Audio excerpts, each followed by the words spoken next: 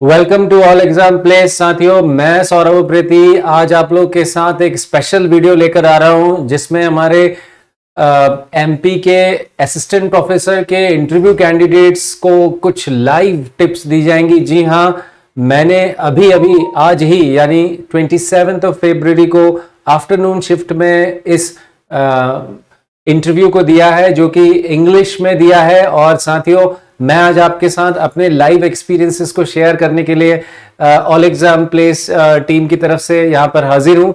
तो साथियों, जैसे कि हम जानते हैं कि ये जो मैं आपके सामने लिख रहा हूँ कि लाइव इंटरव्यू एक्सपीरियंस है मेरा, और रोल नंबर के साथ 120452 रोल नंबर में की पॉइंट्स मैं शुरू करता हूं टॉपिक पर। कि सबसे पहले तो ये राजेश मेहरा सर का बोर्ड था और बोर्ड बहुत ही इजी और कोऑपरेटिव था। जैसे ही मैं अंदर गया तो सबसे पहला जो क्वेश्चन उन्होंने मेरे से पूछा वो ये पूछा कि मेरे पर्सनल डेफ से रिलेटेड क्वेश्चन था, जिसमें कि मैंने जो अपना एक प्रीवियस जॉब एक को छोड़ा था उस पर से रिलेटेड क्वेश्चन पूछा।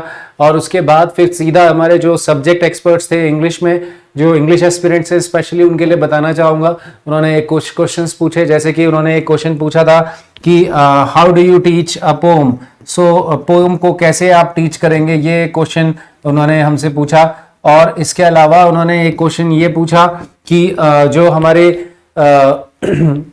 इंडियन एस्थेटिसिज्म से था क्वेश्चन, जिसमें उन्होंने पूछा कि जो इंडियन एस्थेटिसिज्म में रसा और ध्वनि वाला जो कॉन्सेप्ट है उस पर एक क्वेश्चन पूछा था। और उसके अलावा अगर हम बात करें साथियों, तो एक क्वेश्चन हमारा बनाया है कि जो हमारा लिटरेचर में जो टेक्स्ट हम पढ़ते हैं, तो जो प्राइमरी और जो हमारे जो टेक्स्ट होते हैं यानी कि ओरिजिनल टेक्स्ट, उसकी क्या वैल्यू है, ये पूछा जा रहा है वहां पैनल्स के द्वारा कि जो ओरिजिनल पूरी कंप्लीट बुक हमें पढ़नी चाहिए कि हमें शॉर्टकट ट्रिक से गाइड बुक्स के थ्रू पढ़ना चाहिए। तो इसका आंसर जो है वो यही बना कि नहीं, हमें जो है शॉर्टकट ट्रिक से नहीं पढ़ना चाहिए। लिटरेचर में जो टेक्स्ट है उसकी बहुत इंपॉर्टेंस है गाइज, तो उस पर एक बहुत इंपॉर्टेंट जो है टॉपिक बन रहा है। इसके अलावा साथियों, रियलिज्म पर क्वेश्चन पूछा गया था मेरे से कि रियलिज्म आपका जो है रियलिज्म और नेचुरलिज्म के बीच में जो डिफरेंस है उस पर बात पूछी गई, और इन मूवमेंट्स के राइटर्स के बारे में पूछा गया। तो ये क्वेश्चन बन रहा था। इसके अलावा एक क्वेश्चन आपका बन रहा था कि अमेरिकन और जो इंग्लिश लिटरेचर है उसके बीच में जो फंडामेंटल डिफरेंस क्या है, उनकी जो राइटिंग स्टाइल्स हैं वो किस तरीके से डिफर करती हैं, उस पर एक क्वेश्चन था। फिर जैसे कि मैंने आपको स्टार्टिंग में ही बता दिया, आपके पर्सनल डेफ से रिलेटेड पर्सनल क्वेश्चन बन जाएगा। जैसे मेरा ये भी था कि मेरा ग्रेजुएशन डिफरेंट था और फिर मैंने स्ट्रीम चेंज करके इंग्लिश लिटरेचर में आया। सो और फिर मैंने एक बार एक गवर्नमेंट जॉब को भी छोड़ा साथियों, तो एक वो बहुत इंपॉर्टेंट क्वेश्चन बन गया था वहां से। तो उसको आप कैसे टैकल करते हैं वो आप देखिएगा। और उसके अलावा साथियों, मेरे से क्वेश्चन जो है टॉपिक ये भी पूछा गया कि which is the last book that you have read. So last literature की जो बुक आपने पढ़ी है वो बहुत इंपॉर्टेंट क्वेश्चन है ये, और कॉमन क्वेश्चन है जो आपसे पूछा जा सकता है। और इसके अलावा साथियों, मेरे से ये भी पूछा गया कि जो आपके एग्जाम से रिलेटेड, जैसे एमए में आपने एमए के दौरान आपने कौन सी पोएम्स को जो है पढ़ा था, एमए की जो पोएम्स थी, कुछ इंपॉर्टेंट पोएम्स आपकी जो है उनको पढ़ा था आपने कि नहीं, और पोएम्स को कैसे पढ़ाएंगे वही रिलेटेड क्वेश्चन था। Then there was one question related to, बहुत इंपॉर्टेंट क्वेश्चन लगा मुझे कि जो हमारा जैसे पीएचडी मैं कर रहा हूं, तो पीएचडी से रिलेटेड क्वेश्चन पूछा गया कि पीएचडी में जैसे शॉर्ट स्टोरीज कर रहा हूं, मनोज दास जो हैं, जो अब नहीं रहे हमारे, जो मेरे जो राइटर हैं जिन पर मैं कर रहा हूं, तो उनसे रिलेटेड क्वेश्चन को पूछा गया था। तो शॉर्ट स्टोरी पे क्वेश्चन बन रहा है, और how short story is as a genre, how it is related to the modern times और कंटेम्प्रेरी टाइम्स में शॉर्ट स्टोरी का क्या वैल्यू है, ये पूछा गया। इसके अलावा जो एक क्वेश्चन बनता है वो ये बना कि जो अभी आप प्रेजेंट क्या कर रहे हैं। जैसे प्रेजेंट मैं जॉब कर रहा हूँ, जॉब मतलब कि मेरा आपको जैसे जो प्रोफाइल है वो NET as a NET guidance मैं देता हूँ, तो उससे रिलेटेड जो प्रेजेंट प्रोफाइल है उस पर उन्होंने क्वेश्चन पूछ लिया था। और इसके अलावा जो है एक क्वेश्चन ये जरूर पूछा जा रहा है, मॉडर्निज्म। जी हाँ, मॉडर्निज्म और पोस्ट मॉडर्निज्म, तो लिटरेचर में ये क्वेश्चन पूछा गया था। और इसके अलावा टेक्निकल क्वेश्चन में मॉडर्निज्म और पोस्ट मॉडर्निज्म के अलावा जो सबसे इंपॉर्टेंट क्वेश्चन था वो क्या था कि जो हमारे मॉडर्न लिटरेचर जो है, स्पेशली मॉडर्न लिटरेचर के जो क्वेश्चंस हैं उनको पूछा गया था।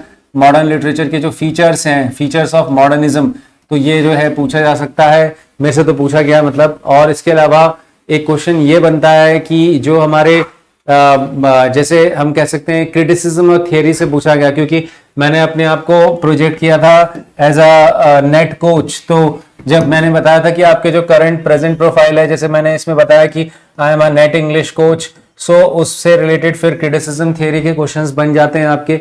और उसमें एक सबसे इंटरेस्टिंग क्वेश्चन ये बना कि new criticism, how what is new in new criticism. तो ये एक क्वेश्चन मेरे से पूछा गया न्यू क्रिटिसिज्म पे, तो मैं लिख रहा हूँ, ये सारे पॉइंट्स आप नोट कर लेंगे, स्पेशली जो इंग्लिश हमारे एस्पिरेंट्स हैं लिटरेचर के।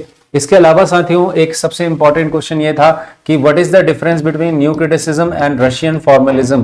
तो ये भी एक क्वेश्चन मुझे इंपॉर्टेंट लगा, तो उसको मैंने अपने तरीके से डिफाइन किया कि रशियन फॉर्मलिज्म एलिटिस्ट अप्रोच है लिटरेचर में, जो है लैंग्वेज के एस्थेटिक प्लेजर्स की बात करता है, लैंग्वेज के लिटरेरीनेस की बात करता है। और new criticism is hardcore language based approach, ये लैंग्वेज में unity between form and content को दिखाता है। तो साथियों ये कुछ ऐसे क्वेश्चंस थे। मेरे से एमपी जीके पे कोई भी क्वेश्चन नहीं पूछा गया, क्योंकि मैं आपको बताते चलूं कि आई एम फ्रॉम उत्तराखंड। तो उत्तराखंड मैंने बताया कि जॉब जो प्रोफाइल मैंने छोड़ी उस पर क्वेश्चन था, और करंट अफेयर्स पे मेरे से नहीं पूछा गया। हाँ, बोर्ड डेमो पर अगर आपको बताऊं तो बोर्ड डेमो पे उन्होंने मेरे से जो टाइटल है बोर्ड डेमो का वो पूछा। तो बोर्ड डेमो का जो टाइटल था मेरा वो क्या था, वो था बेसिक्स ऑफ इंग्लिश लिटरेचर। जो मैं यूजुअली पहला लेक्चर रखता हूं अपना नेट एस्पिरेंट्स को, उस पे पूछा गया क्वेश्चन। और इसके अलावा ये भी पूछा गया कि नेट में आप कैसे गाइड करते हो स्टूडेंट्स को।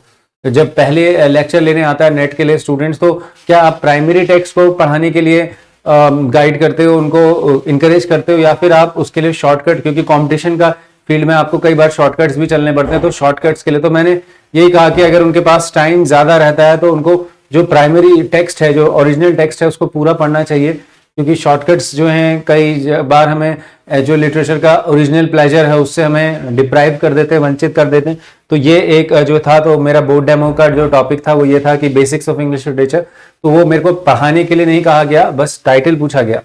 तो ये कुछ ऐसे क्वेश्चंस थे साथियों जो थे आप लोगों के सामने, मैंने पूरा बोर्ड खोल के रख दिया है, जहां पर मेरा अपना लाइव एक्सपीरियंस था।